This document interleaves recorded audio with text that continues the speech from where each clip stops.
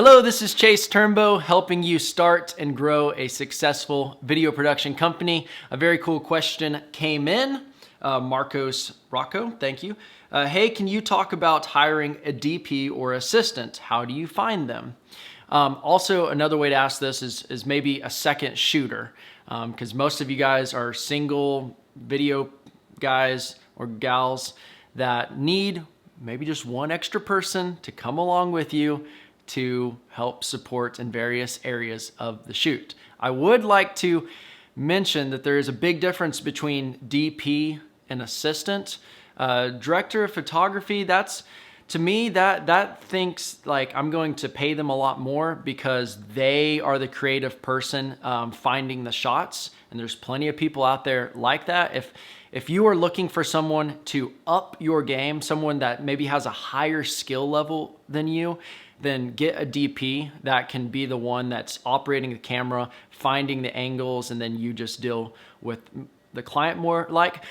But an assistant is like you pay them less. You are setting up the shots, you are doing 90-80% of the work, and the other person, the second shooter or the assistant, is doing bare minimal with creating the shots or directing the shoot. Instead, they are simply helping set up equipment, or they are running a second camera.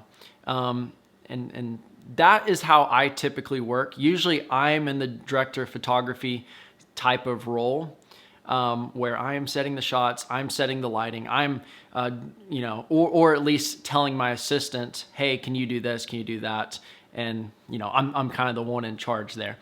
So it just depends on how you want to work. But to find those people, there are plenty of resources. I would start on Facebook groups first. If there's local production groups in your city, I would look on meetup.com to see if there's any video enthusiast that you can start going to certain meetings. Just network with people and start creating a list for yourself of people that are potential second shooters. And as far as going about hiring those people, you really want to make a standard for yourself on what your role is and what your second shooter's role will be, or your assistant's role. What kind of things are you going to do, and what things are they going to help you with on the video shoot? If they are literally sitting next to a camera and clicking the record button, cool. Or if they are the ones that are like setting everything up, they're creating the shots, and they're doing almost everything except for interacting with the client, you can do it that way too. You better pay them a little bit more if they're doing all that.